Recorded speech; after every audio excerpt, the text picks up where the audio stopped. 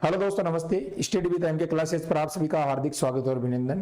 जैसा कि दोस्तों आपको पता है, आरएएस का जो आपका एग्जाम है वो नजदीक आ रहा है और उसी संबंध में आपके लिए एक साथ यहाँ पर 3 टॉपिक में करवाने वाला हूं, जिसमें देख सकते हो नवीनतम आपको जितने भी जो आंकड़े हैं, चाहे वो वन रिपोर्ट हो, पशु गणना हो या कृषि गणना हो, तीनों का ऑथेंटिक डेटा और सीधे एग्जाम में आने वाले क्वेश्चन आपको करवाने वाला हूं। यहां से दोस्तों आप डायरेक्ट 10 नंबर जो है प्राप्त कर सकते हो केवल इस छोटे से वीडियो को देखकर दोस्तों।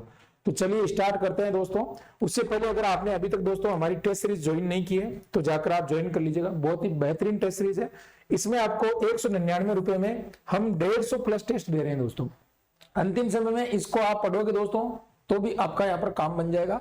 तो जाकर इसको आप स्टडी विद एम के ऐप डाउनलोड कीजिए और यहाँ पर अधिक जानकारी के लिए नंबरों पर संपर्क कर सकते हो और ज्वाइन कर सकते हो। सॉल्यूशन मिलेगा, फुल सॉल्यूशन, इसके अलावा पूरी पीडीएफ वगैरह सारी मिलेगी आपको। ठीक है दोस्तों, चलिए तो स्टार्ट करते हैं दोस्तों। यहाँ पर सबसे पहले अपन पढ़ेंगे वन रिपोर्ट, ठीक है ना। वन रिपोर्ट पढ़ने के बाद अपन जो है बारी बारी से सारी चीजें पढ़ने वाले हैं। तो सबसे पहले आप यहाँ पर देख सकते हो वन रिपोर्ट आपके सामने आ चुकी है और बहुत ही शानदार तरीके से अपन पढ़ने वाले हैं। तो स्टार्ट करते हैं दोस्तों। और सारा डेटा जो है दोस्तों मैं आपको नवीनतम डेटा बता रहा हूं, यहां पर ध्यान रखना आप, ठीक है ना। पूरा का पूरा जो डेटा है आपका वो एकदम नवीनतम है, ऐसे नहीं कि पुरानी चीज आपको पढ़ा रहा हूं, ठीक है।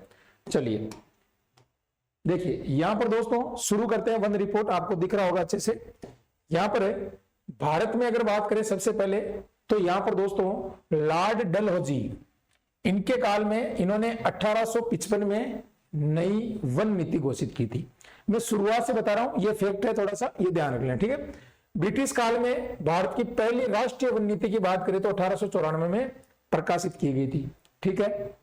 फिर बात करते हैं स्वतंत्रता के पश्चात 1952 में जब देश आजाद हो गया था, उस समय 1952 में नई वन नीति बनाई गई थी और इस वन नीति को 1988 में संशोधित किया गया था। 52 में पहली बार बनाई थी भारत में, उसके बाद 88 में संशोधित किया गया था। और इस नीति के अनुसार देश के 33% भूभाग पर वन होना चाहिए। इस जो 1988 में नीति बनाई गई थी उसमें कहा गया था कि देश के लगभग 30% हिस्से पर क्या होना चाहिए भाई, वन होना चाहिए। क्लियर हो गया फैक्ट।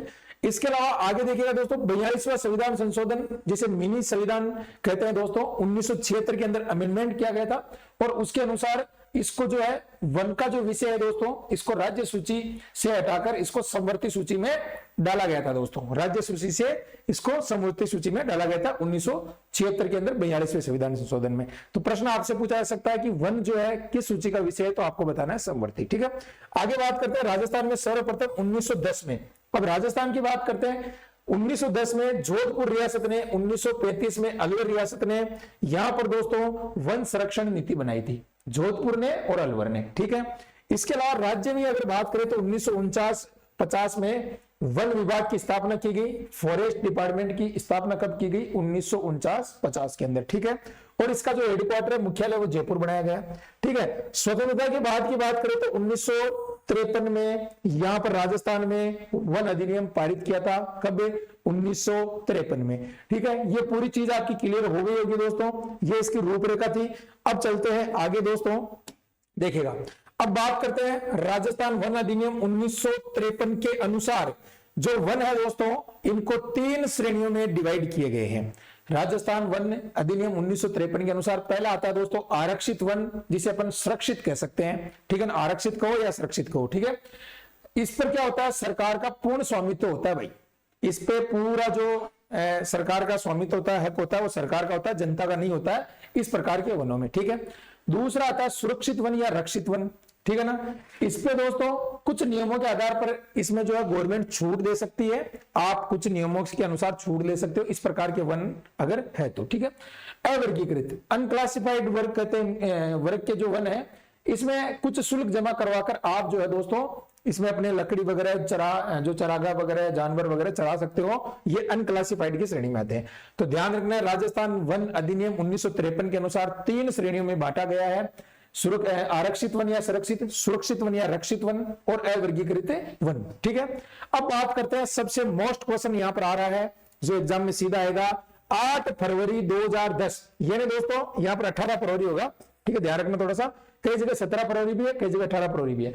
18 फरवरी 2010 में अपनी पहली राज्य वन नीति घोषित की गई थी। कई बार एग्जाम में आ गया प्रश्न, कि राजस्थान में पहली वन नीति कब जारी की गई थी, तो 18 फरवरी 2010 में।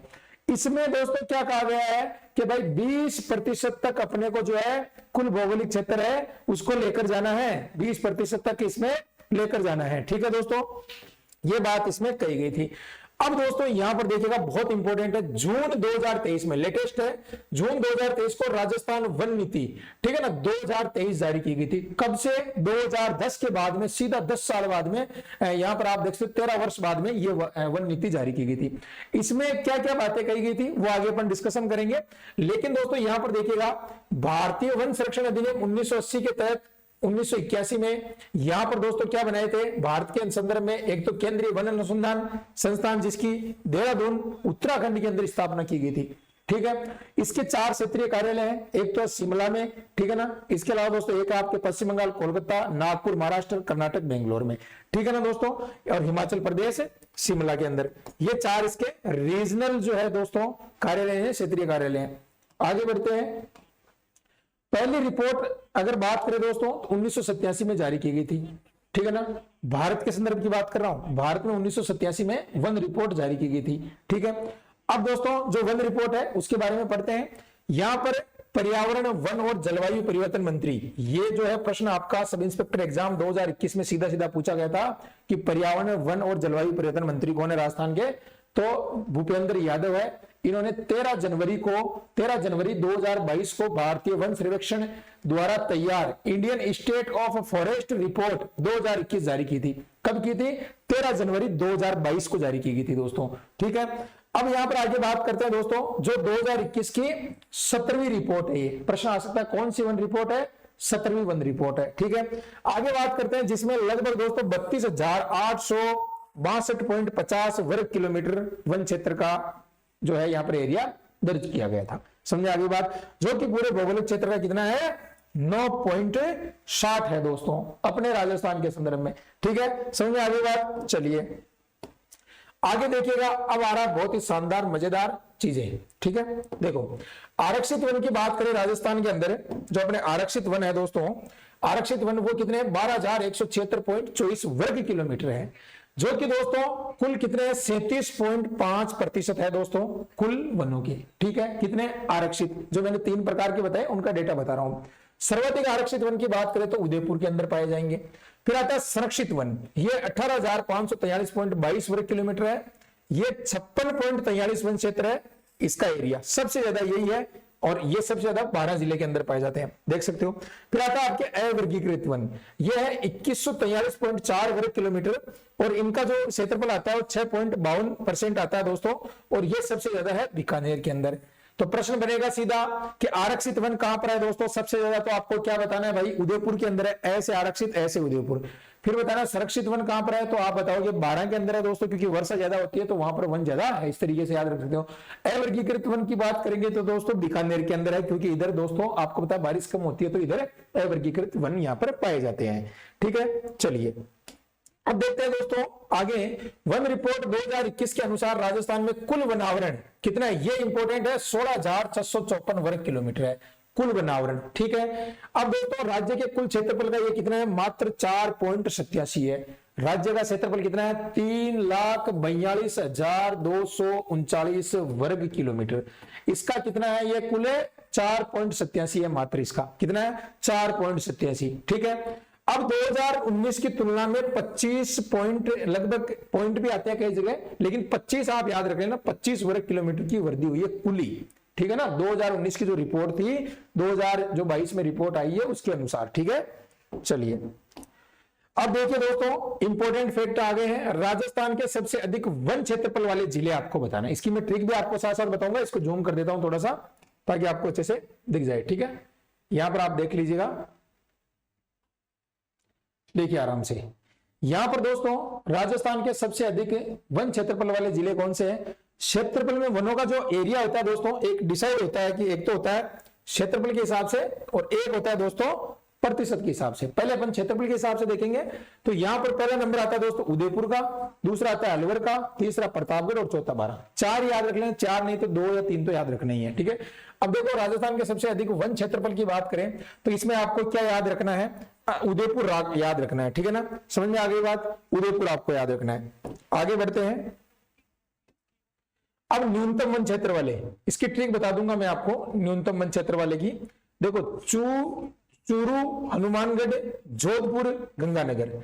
चूहा जोगा आप याद रख सकते हो इसके लिए, चूहा जोगा, ठीक है ना, चूहा जोगा। एक मित्र ने मुझे बताई थी ये ट्रिक, तो मैं आपके लिए इंप्लीमेंट कर रहा हूं, चूहा जोगा, ठीक है, चूहा जोगा। इससे आपको याद रह जाएगा, चू से चूरू, ठीक है से हनुमानगढ़,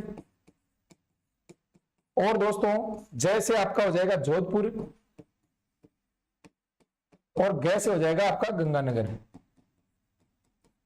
ठीक है। तो ये किसकी है, न्यूनतम वन क्षेत्र, न्यूनतम वन क्षेत्रफल में, ठीक है। अब प्रतिशत की बात करेंगे, सबसे ज्यादा प्रतिशत में कहां है और सबसे कम कहां है, देखो। अब बात करते हैं वन क्षेत्र प्रतिशत में सबसे अधिक वाले। इसकी ट्रिक भी शानदार है, उदयपुर, प्रतापगढ़, सिरोही और करौली। इसकी आपको ध्यान रखना यूपीएससी, केवल यूपीएससी, ठीक है, यूपीएससी। यू से हो जाएगा उदयपुर, ठीक है, पी से हो जाएगा आपका प्रतापगढ़, और एस से हो जाएगा सिरोही, और सी से हो जाएगा करौली, ठीक है। तो ये ध्यान रखना है, वन प्रतिशत के अंदर सबसे अधिक प्रतिशत में और क्षेत्रफल में एक चीज कॉमन देखी होगी, उदयपुर का नाम ऊपर ही आ रहा है, तो ध्यान रख लेना उदयपुर दोनों में ही सही है, ठीक है।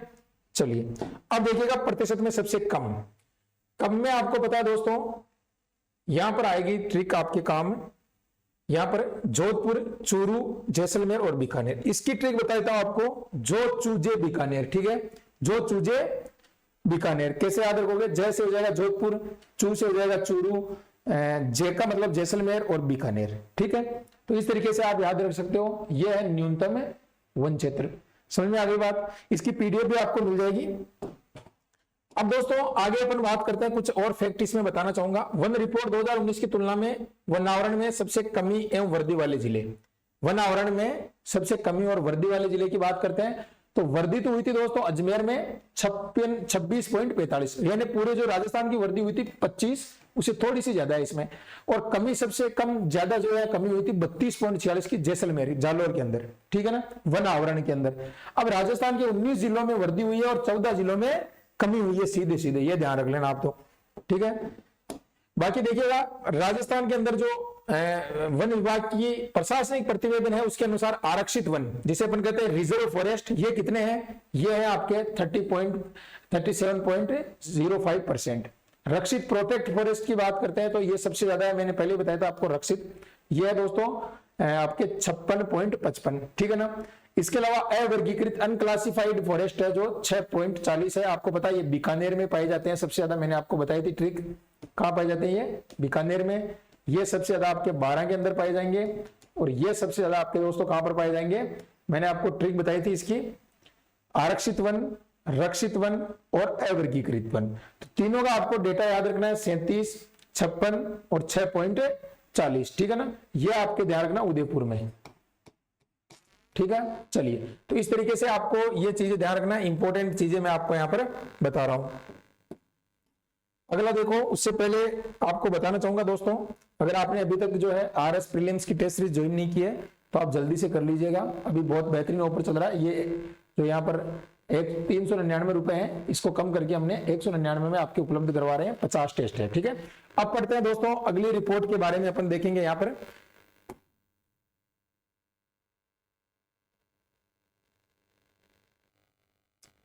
अब अपन पढ़ेंगे दोस्तों यहां पर जो है आपकी नवीनतम पशु गणना। आपको पता है दोस्तों पशु गणना से भी आपके 1 या 2 क्वेश्चन पूछे जाएंगे। लगभग जो तीनों रिपोर्ट है इनसे लगभग आपके दोस्तों 6 से 7 क्वेश्चन पूछे जाएंगे, और लगभग 10 नंबर का जुगाड़ आपका बन सकता है, ठीक है।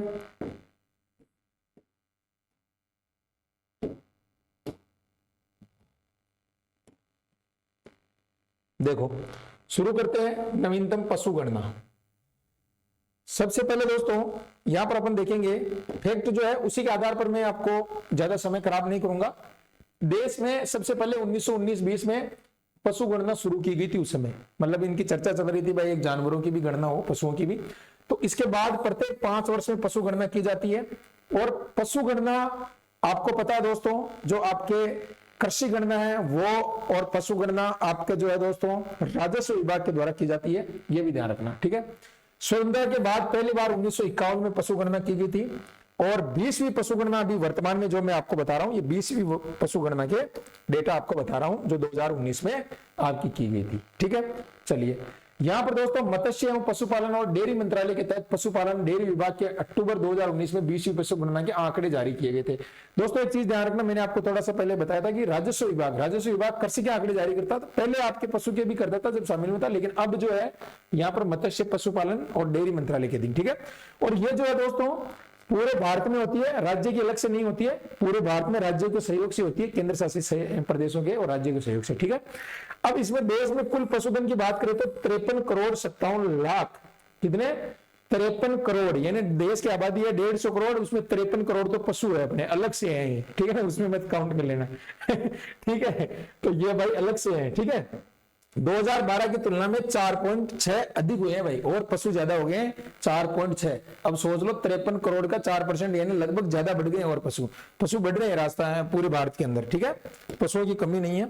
अब देखो आगे राजस्थान के संदर्भ की बात करेंगे 20वीं पशु गणना, तो यहां पर कुल पशुधन है 56.8 मिलियन।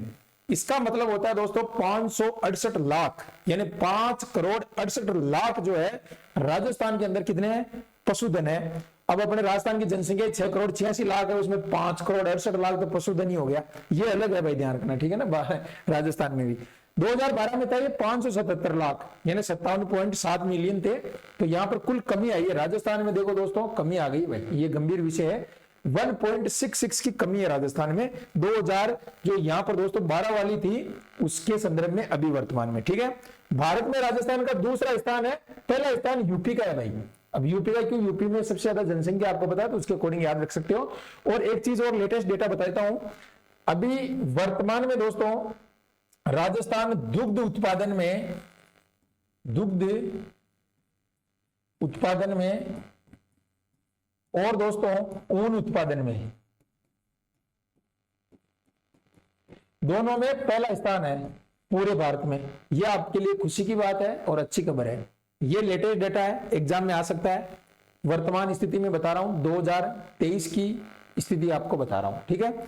दुग्ध उत्पादन में और ऊन उत्पादन में प्रथम स्थान, ठीक है कुल। और इसके अलावा जो अपने सौर ऊर्जा में भी और पवन ऊर्जा में भी पहला स्थान है, ये भी ध्यान रख लेना। आगे अपन कृषि की गणना पढ़ेंगे तब देखेंगे। भारत में राजस्थान का दूसरा स्थान है, ये अपन ने कर लिया था। अब देखो दोस्तों गोवंश, सबसे पहले अपन बात करेंगे जो महत्वपूर्ण पशु है राजस्थान के अंदर। देखो गोवंश में राजस्थान 6ठे स्थान पर आता है, ठीक है। गोवंश में कौन से पर आता है, 6ठे पर आता है। और इसमें दोस्तों 4.41 की वृद्धि हुई है पिछली बार की तुलना में। भैंस की बात करें तो दूसरे पे आता है और 5.53 की वृद्धि हुई है, ठीक है ना। जो वृद्धि हो रही है वो बता रहा हूं। फिर भेड़, अब देखो आपको भेड़ चराने वाले नहीं है, गाय भैंस दूध देती है इसलिए ज्यादा रखते हैं लोग, तो इस तरीके से आप याद रख सकते हो भाई इसमें वृद्धि होगी। और भेड़ चराने वाले कम है इसलिए 13.95 की कमी हुई है इसमें। प्रतिशत के हिसाब से बता रहा हूं, बकरी में पहला स्थान है, भेड़ में चौथा स्थान है। बकरी में पहला है राजस्थान, 3.81 की कमी हुई है। ऊंट में भी पहला स्थान है, लेकिन सबसे भारी कमी हुई है 34.69। ऊंट बहुत कम रह गए राजस्थान के अंदर। इसके अलावा और भी है जो उसमें बहुत ज्यादा कमी है गधे के अंदर। देखो गधे में भी पहला स्थान है, लेकिन कमी कितनी हुई है, बहुत जबरदस्त हुई है। गधे देखने को नहीं मिल रहे, 71.31 की कमी हुई है। देखो आपने खुद ने एनालिसिस किया होगा, ठीक है ना। चलिए अब दोस्तों आगे देखिएगा, सर्वाधिक यहाँ पर और राजस्थान में न्यूनतम, कहां पशु ज्यादा पाया जाता है, कहां कम पाया जाता है। देखो सबसे पहले बकरी की बात करेंगे तो ये बाड़मेर में सबसे ज्यादा पाई जाती है, कम पाई जाएगी धौलपुर के अंदर। फिर गाय की बात करेंगे, गाय उदयपुर में ज्यादा पाई जाएगी, धौलपुर में कम पाई जाएगी। भैंस जयपुर में रहेगी सबसे ज्यादा, क्योंकि इलाका ठंडा है, वातावरण अच्छा है। जैसलमेर में नहीं रहेगी क्योंकि गर्मी ज्यादा पड़ती है, भैंस से सहन नहीं होती उधर। समझ में आ रही बात, तो कॉमन सेंस वाली बात आप ऐसे भी इसको याद रख सकते हो। जीके का क्या है कि एक बार समझ लोगे, आप कहते हो सर आंकड़े याद नहीं होते हैं, भूल जाते हैं उसको, आप थोड़ा अपना दिमाग भी तो लगाओ ना भाई, कि जैसलमेर में भैंस को रख देंगे 2 दिन में मर जाएगी वो, ठीक है। हालांकि है भैंसे, लेकिन कहने का मतलब ज्यादातर उधर नहीं पाई जाएगी, ठीक है। भेड़ की बात करेंगे, बाड़मेर में ज्यादा है, आपको पता है भेड़ बकरियों के लिए ज्यादा ठंडा वातावरण उनके प्रॉब्लम नहीं करता, कहने का मतलब वो गर्म वातावरण में भी रह सकती है, और उनके लिए एरिया चाहिए क्षेत्रफल चरने के लिए। आपको पता है गाय भैंस को हम छोटे से खेत के अंदर चला सकते हैं, कहीं पर भी रख सकते हैं, भेड़ बकरी को अपन कम से कम 1-2 हेक्टेयर में उनको रखना पड़ता है, तब वो आराम से अपना पेट भर पाती है। तो क्षेत्रफल आपको पता है बाड़मेर में ज्यादा है उधर, तो उनको चरने फिरने के लिए जगह ज्यादा है, ठीक है। बांसवाड़ा में आपको पता है दोस्तों इतनी जगह नहीं है, क्षेत्रफल एरिया कम है, ठंडा वातावरण है, इधर रह नहीं पाती है, ठीक है। आपको पता है ऊंट ज्यादा जैसलमेर में पाए जाएंगे, क्यों पाए जाएंगे, क्योंकि रेगिस्तान है, ऊंट को चलने के लिए रेगिस्तान की आवश्यकता पड़ती है। ऊंट जो है दोस्तों कठोर जगह पर नहीं चल सकता, परेशान हो सकता है, वो ज्यादा समय तक नहीं रह पाता है। तो जैसलमेर में रेगिस्तान है, अच्छे से ऊंट चल सकता है रेगिस्तान के अंदर, ठीक है ना। तो इसलिए ऊंट जैसलमेर में पाया जाएगा, प्रतापगढ़ में एक डूंगर यहाँ पर नहीं पाया जाएगा, प्रतापगढ़ में, ठीक है। इसके अलावा दोस्तों यानी कम पाया जाएगा, कहने का मतलब। अब घोड़े की बात करते हैं, आपको पता है घोड़े बीकानेर के अंदर, आपको पता है बीकानेर के अंदर जो है ऊंट जो अपने यहाँ पर घोड़ों के लिए एक विशेष स्थान भी यहाँ पर बनाया जा रहा है, इनको प्रोटेक्ट करने के लिए, ठीक है ना। और आपको पता है आलमजी का धोरा, ये कहां पर है, आप एक बार कमेंट करके बताना। डूंगरपुर में घोड़े नहीं पाए जाएंगे, ठीक है, कम पाए जाएंगे, मतलब नहीं का मतलब ये समझ लेना। अब जो इंपॉर्टेंट राजस्थान के अंदर जो इनसे संबंधित केंद्र है वो भी आपके एग्जाम में कई बार आते हैं। तो देखो पहला केंद्रीय भेड़ प्रजनन केंद्र है अविकानगर टोंक जिले के अंदर। केंद्रीय बकरी अनुसंधान केंद्र है, ये भी अविकानगर टोंक में। भेड़ प्रजनन और बकरी अनुसंधान केंद्र अविकानगर टोंक में है। बकरी विकास एवं चारा उत्पादन ये कहां पर है, रामसर पड़ता है भाई, अजमेर जिले के अंदर, ठीक है ना, यहाँ पर है, ये नसीराबाद में आता है। भैंस प्रजनन के अंदर वल्लभ नगर उदयपुर के अंदर है, भैंस का प्रजनन करने के लिए ये सेंटर बना रखे हैं अलग अलग, ठीक है। आगे बात करना चाहेंगे केंद्रीय अश्व प्रजनन, यानी अश्व यानी घोड़े से संबंधित जो प्रजनन केंद्र के फॉर्म है। एक तो विलड़ा है दोस्तों, बिलाड़ा नहीं है, विलड़ा जोधपुर में है, और जोड़ बीड़ बीकानेर के अंदर है, घोड़ों से संबंधित। अभी मैंने बताया था घोड़े सबसे ज्यादा कहां पाए जाएंगे, बीकानेर में पाए जाएंगे। सुअर फार्म की बात करेंगे दोस्तों अलवर के अंदर है। पोल्ट्री फार्म की बात करेंगे जयपुर के अंदर है, पोल्ट्री फार्म यानी मुर्गों की। और कुक्कुड़ किसे कहते हैं दोस्तों, कुक्कुड़ के छोटे जो मुर्गे बच्चे होते हैं चूजे, उसे कहते हैं कुक्कुड़। तो कुक्कुड़शाला अजमेर के अंदर। अगर आपको मुर्गी पालन का प्रशिक्षण लेना है कुक्कुड़शाला, तो अजमेर आप जा सकते हो, वहां से प्रशिक्षण आप ले सकते हो इस तरीके के, ठीक है। आगे बात करते हैं दोस्तों, और कड़कनाथ योजना भी चलाई गई है, ये मुर्गों से संबंधित है, ठीक है। अविका जो योजना है, अविका क्रेडिट कार्ड, वो योजना भेड़ से संबंधित है, ठीक है। गाय भैंस कृत्रिम ये केंद्र दोस्तों, गाय भैंस ये वल्लभ नगर है, इसमें लिखा नहीं मैंने, बस्सी जयपुर, एक मिनट, गाय भैंस कृत्रिम प्रजनन केंद्र ये एक तो आपका बस्सी में है और एक मंडोर जोधपुर में, ठीक है ना, समझ में आ गई बात। यहाँ पर उदयपुर में नहीं है, एक बस्सी जयपुर में और एक मंडोर जोधपुर में। उदयपुर वाला मैंने आपको बता दिया, वल्लभ नगर के अंदर जो आपको मैंने बताया था, उदयपुर में वल्लभ नगर के अंदर आपको बताया था क्या, भैंस प्रजनन के अंदर, ठीक है, समझ में आ गई बात। तो इस तरीके से आपकी जो ये रिपोर्ट है ये पूरी होती है, और बाकी जो इसमें सारे फैक्ट मैंने आपको करवा दिए हैं। अब आगे बढ़ते हैं दोस्तों, अपन जो है लास्ट अपनी जो इसमें रिपोर्ट बची हुई है उसको देख लेते हैं। उसके बाद आपको जो है कुछ भी पढ़ने की जरूरत नहीं पड़ेगी। कृषि गणना से भी प्रश्न बनेंगे, और शुरू करते हैं अपन कृषि गणना, बहुत ही इंपॉर्टेंट इंटरेस्टिंग टॉपिक है। चलिए, तो यहां पर देखिएगा दोस्तों, कृषि गणना की बात करते हैं। सबसे पहले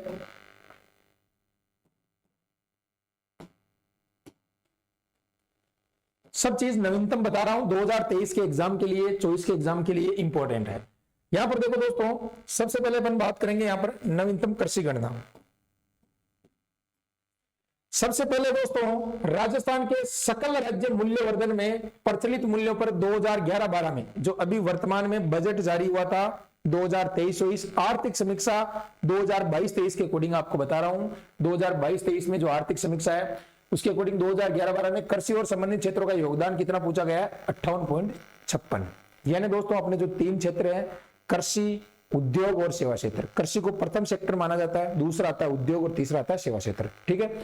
अब इसमें जो कृषि का योगदान है 58.56 है, जो 2022-23 में हो गया 58.95, थोड़ा सा यहाँ पर बढ़ा है, ठीक है। राजस्थान में भूमि का उपयोग आपको पता है, राजस्थान में कुल एरिया है 3.42 लाख हेक्टेयर, यानी 3,42,239 वर्ग किलोमीटर टोटल एरिया है राजस्थान का, जो कि भारत में क्षेत्रफल के हिसाब से प्रथम स्थान पर आता है दोस्तों, ठीक है। शुद्ध बोया गया क्षेत्र है कितना दोस्तों, 52.34, जो कि 179.48 लाख हेक्टेयर है।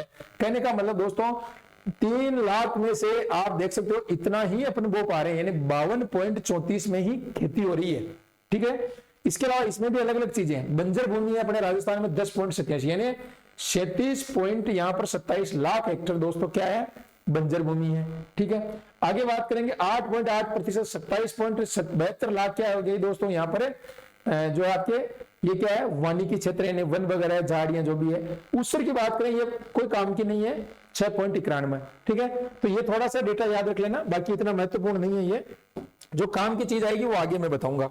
देखो अब ये यहां से काम की चीजें शुरू हो गई। प्रचलित जोत धारक, एक तो ध्यान रखना प्रचलित जोत धारक, कई बार एग्जाम में आता है। कृषि गणना 2015-16 के अनुसार कितना था, 76.55 लाख था, जो 2010-11 में 68.88 लाख थी। कहने का मतलब इसमें दोस्तों वृद्धि हुई है। 2011 की तुलना में 2015 में कितनी वृद्धि हो गई है, 11.14 की वृद्धि किसमें, प्रचलित जोत धारकों के अंदर। ठीक है, जोत धारक जो कृषि करने वाले होते हैं उसके लिए। ठीक है, आगे देखो फिर बात करते हैं वर्ष 2010-11 में कुल 2010-11 में कुल जोतों का क्षेत्रफल कितना है, 211.36 लाख हेक्टेयर है। कितना, 211.36 लाख हेक्टेयर, जो दोस्तों 2015-16 में घटकर 208.73 लाख हेक्टेयर रह गया, और कमी कितनी आई, 1.24% की कमी आ गई।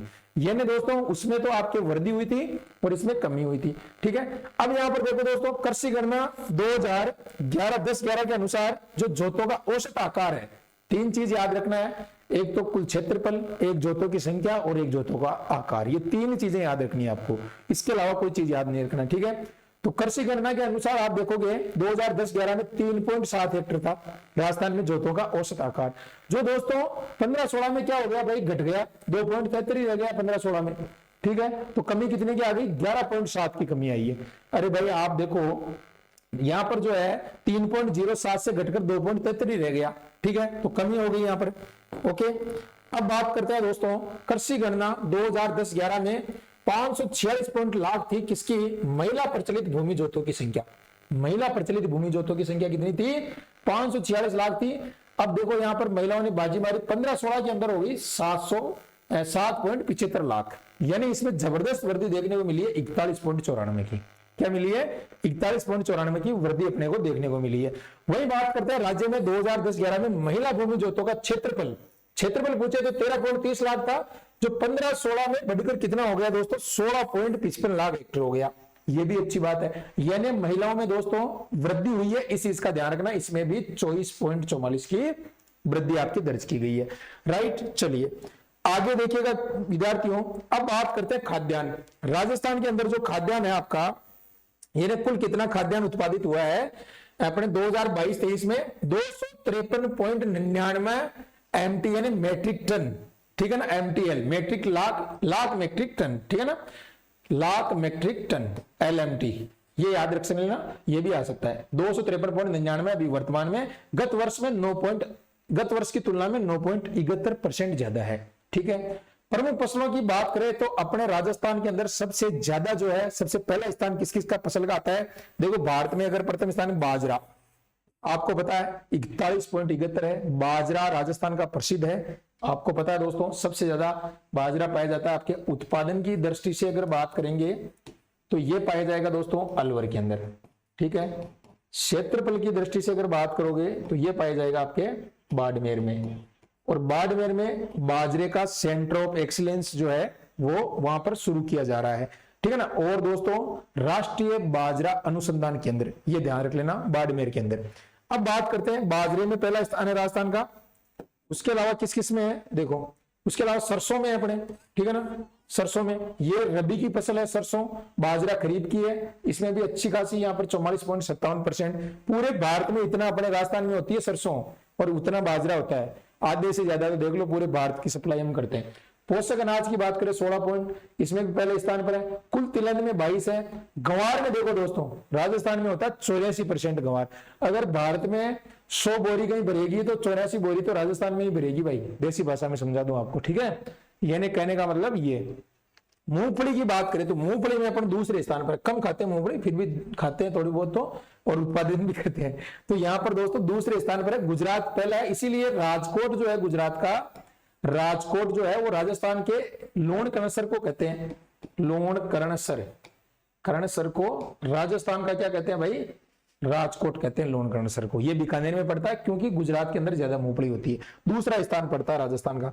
ठीक है, आगे देखो बच्चा, चने की बात करें तो मध्य प्रदेश 1 नंबर पर है, 2 नंबर पर महाराष्ट्र है और तीसरा स्थान आता है राजस्थान का चने में। ज्वार की बात करें तो 1 नंबर पर महाराष्ट्र है, 2 पे कर्नाटक है, तीसरा स्थान आता है राजस्थान का ज्वार में भी।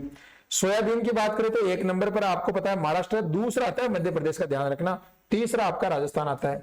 फिर कृषि बजट की बात करें, ये तो मैंने बता दिया, ये फसल में अपने प्रथम स्थान पर है। कृषि बजट का जो नारा था 2022-23 में, समृद्ध किसान खुशहाल राजस्थान, ये आपसे पूछा जा सकता है। और इसके अंतर्गत आपके जो है यहां पर कुल बजट इस बार रखा गया था, अलग से कृषि बजट पेश किया गया था 78,938.68 करोड़ रुपए।